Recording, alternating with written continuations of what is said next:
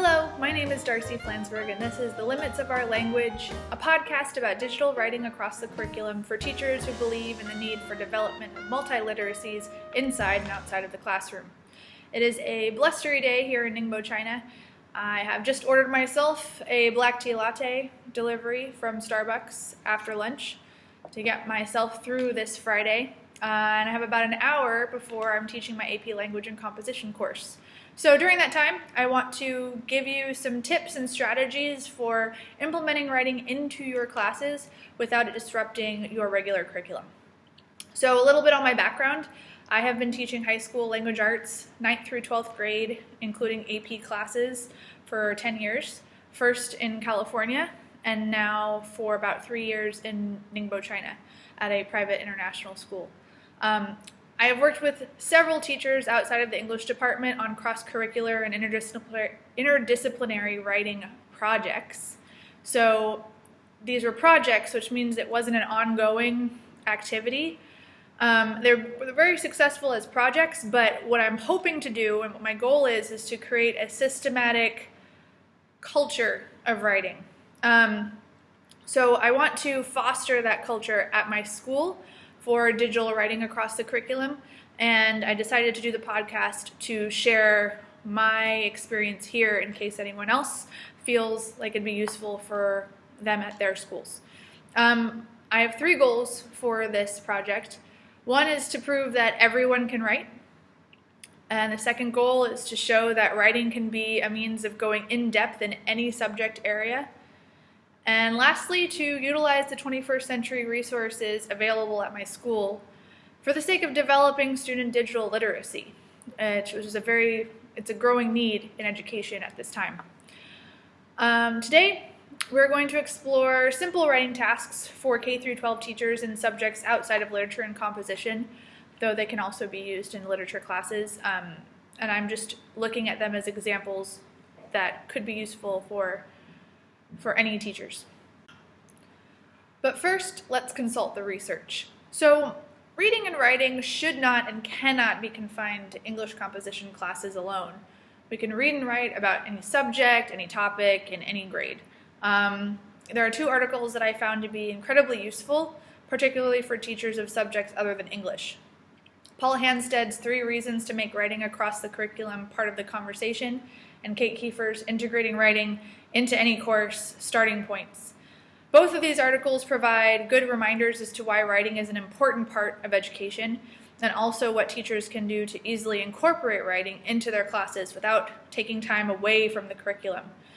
Generally, when I've done professional developments or engaged in conversations with teachers who are not English teachers, their biggest concern about writing is generally just that it's going to take a lot of time away from their curriculum. The other part is they don't want to have to grade it, but that's an entirely different conversation, and it's really up to you how you might want to grade the work. But ideally, the writing should actually enhance what you're doing in the classroom.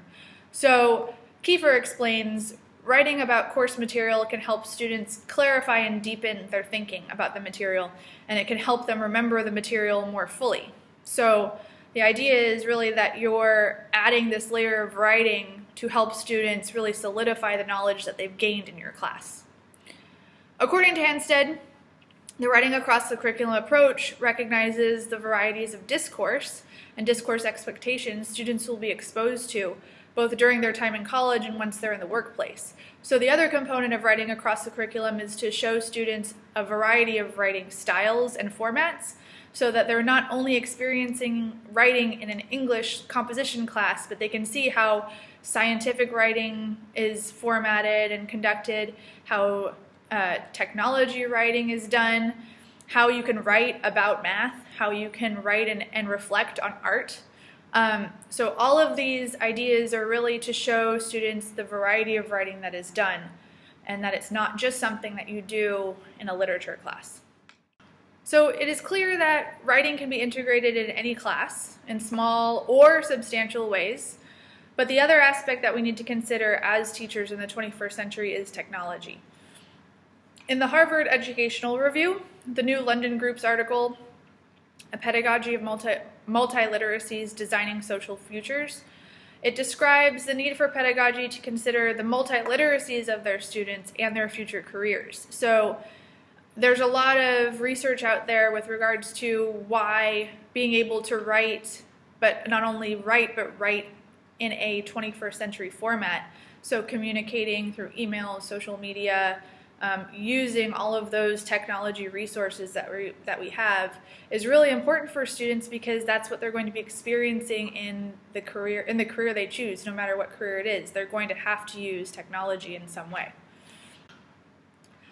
The New London group writes, literacy pedagogy now must account for the burgeoning variety of text forms associated with information and multimedia technologies. This includes understanding and competent control of representational forms that are becoming increasingly significant in the overall communications environment, such as visual images and their relationship to the written word.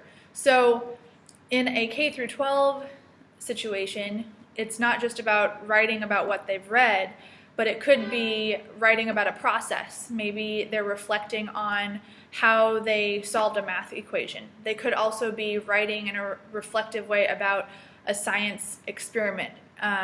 They could take their lab report and turn it into an actual written report that's not just, answering a few questions, but they actually are reflecting on the overall process.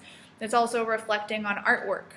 So looking at an art piece that they've created and maybe talking about the process or what decisions they made to get to that end product. So these are just a few highlights from articles that I have researched with regards to the writing across the curriculum approach and the need for digital literacy in the classroom. Today we're going to look at a couple of simple methods to introduce writing into any classroom. There are plenty of strategies out there. I was just going to start this podcast with two in particular that I think are very useful and that can be easily added to anyone's curriculum. The first strategy is a closing activity.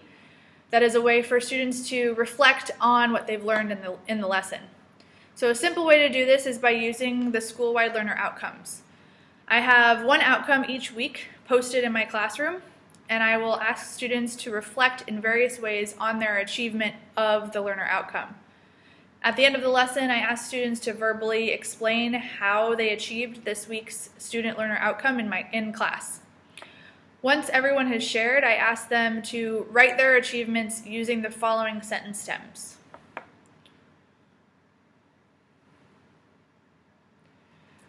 I also provide them with an example. So here's an example using the sentence stems. Today I examined and processed information using different approaches by first reading the task and defining unknown words and then asking a peer for help. I can fully achieve this outcome by using all of my resources, including the internet and textbook, as well as continuing to collaborate with my peers when needed. So teachers can use this strategy with an academic standard as well.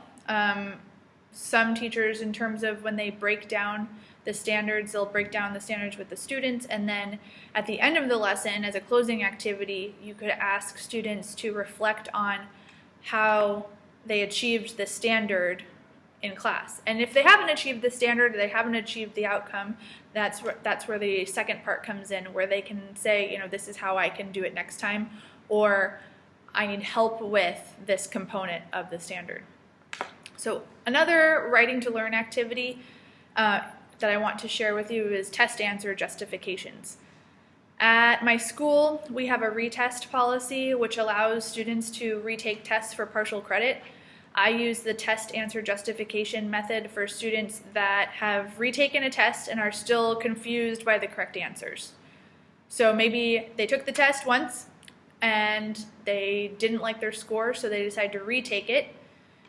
And then the third time, meaning that they still didn't get the right answer, the third time is when I actually give them the answer. And then they'll turn that question into a paragraph. So this method works best with a multiple choice test, but you can modify it if necessary. So the test answer justification is written in a paragraph for a single question using what I call the axis format. This is a basic body paragraph format that stands for assertion, example, explain, so what.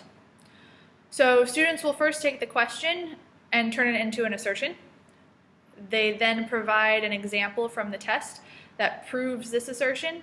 The example is then explained in their own words, and the final so what sentence ties back to their initial assertion. So here's an example. So this is an example of an AP Literature multiple choice question. And then this is what it would look like if you took the question and turned it into an Axis paragraph.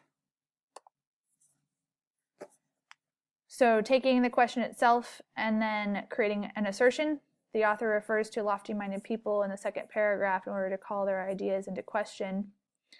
And then providing an example from the passage. The author writes, "It is for me this rare, precious quality of truthfulness that I delight in many Dutch paintings which lofty-minded people despise."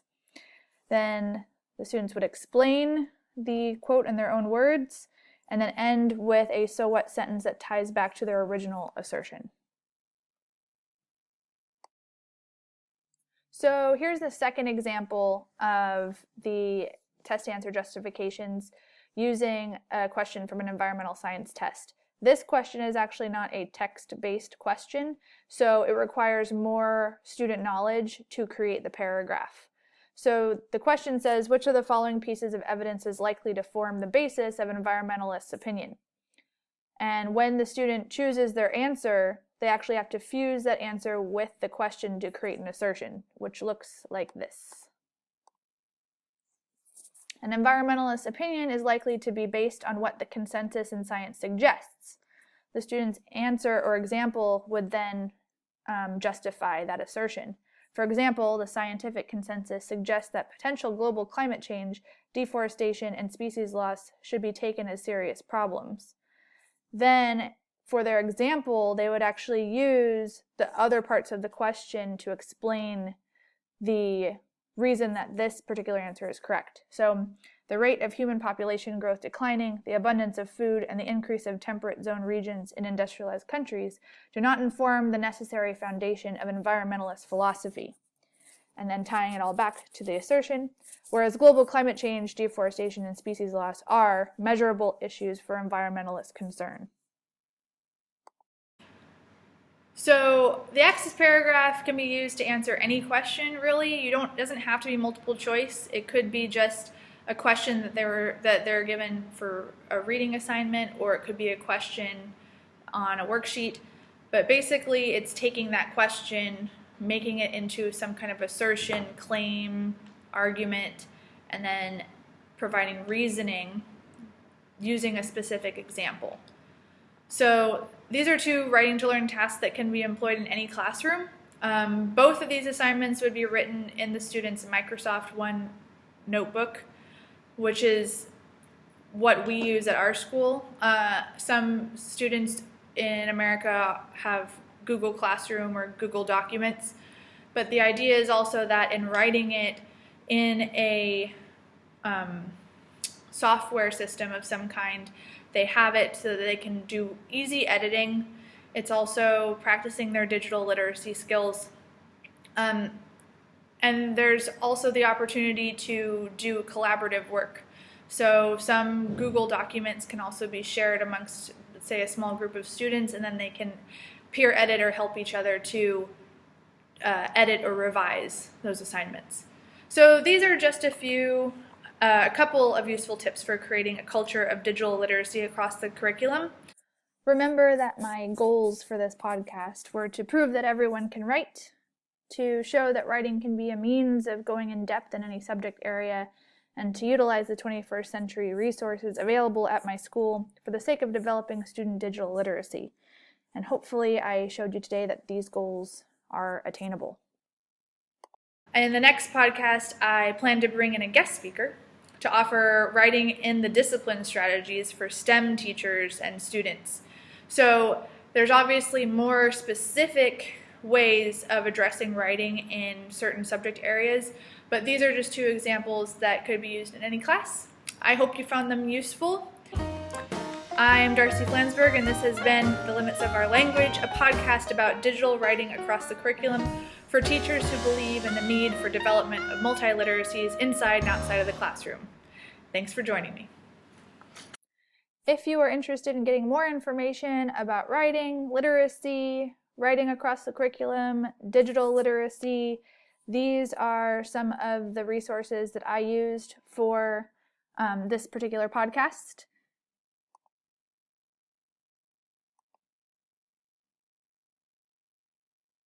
But there's plenty out there.